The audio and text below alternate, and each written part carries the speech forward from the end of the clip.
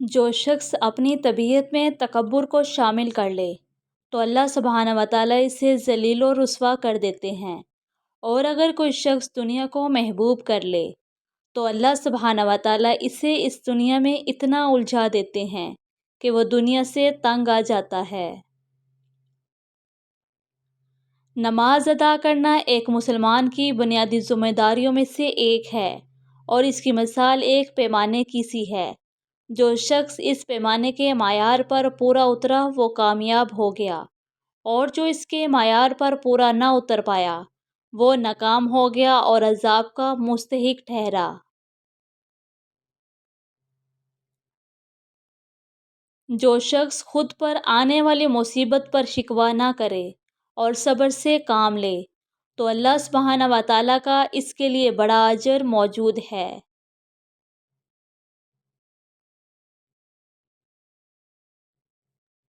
سود کی کمائی سے ہمیشہ خود کو محفوظ رکھو کہ یہ بدترین کمائی ہے۔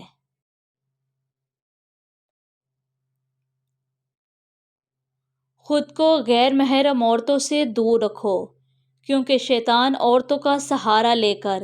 ایک باعمل انسان کو اپنے جال میں پھنسانے کی کوشش کرتا ہے۔ جوانی میں قدم پھونک پھونک کر رکھو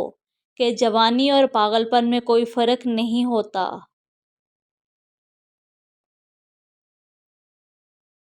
جس بات کی جانب تمہارا دل اشارہ کرے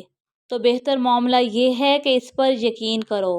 اور شک سے گریز کرو، کیونکہ شک کرنا انسان کو کفر میں ڈال دیتا ہے۔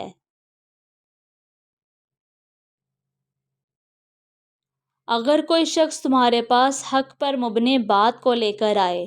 تو اسے مان لینا، بھلے اس شخص کے ساتھ تمہاری ذاتی طور پر دشمنی ہی کیوں نہ ہو، یا وہ شخص زمانے میں بدنام ہی کیوں نہ ہو۔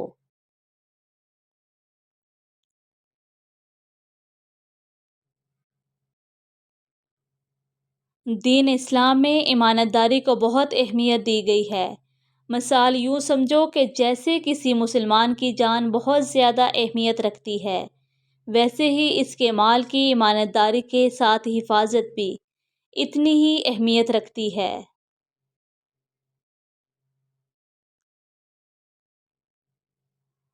اگر تمہارے دل کی آنکھ معاملات کو دیکھنے سے قاصر ہو، یعنی کہ نیکی اور بدی کے بیچ میں فرق نہ کر پائے، تو یہ اندھا پن سب سے برا ہے۔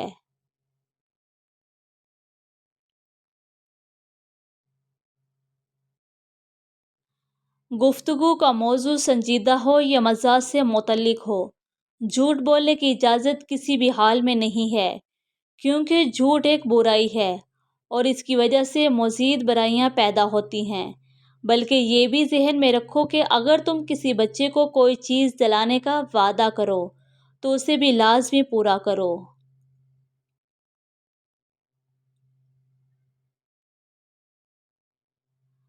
جب تم کسی شخص سے اپنی ضروریات کو بیان کرو تو یہ ضرور خیال رکھو کہ اتنا زیادہ نہ مانگ لو کہ اگلے شخص کے لیے تمہاری ضرورت کو پورا کرنا مشکل ہو جائے، اور یاد رکھو کہ تمہارے نصیب میں جتنا رزق لکھ دیا گیا ہے وہ کسی بھی حال میں تمہیں مل کر رہے گا۔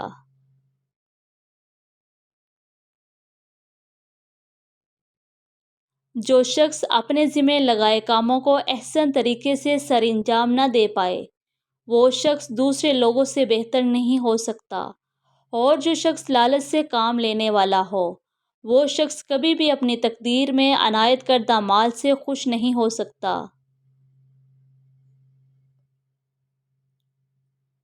اللہ سبحانہ و تعالیٰ کی تخلیق کرتا ہے۔ جنت میں داخل ہونے کے لیے 8 دروازے بنائے گئے ہیں جنہیں کبھی کھولا جاتا ہے اور کبھی بند کر دیا جاتا ہے، لیکن ایک دروازہ ایسا ہے جو کبھی بھی بند نہیں کیا جاتا،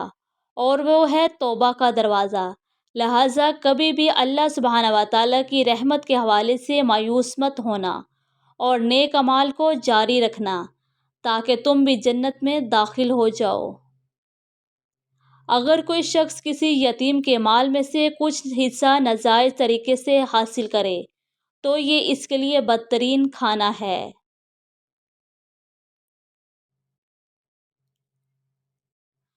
کسی بھی شخص کے گناہوں میں مبتلا ہونے کی یہ نشانی بہت ہے کہ جب اسے گناہوں سے باز رہنے کو کہا جائے تو وہ یوں کہے گا کہ تم اپنی فکر کرو، میری بات چھوڑ دو۔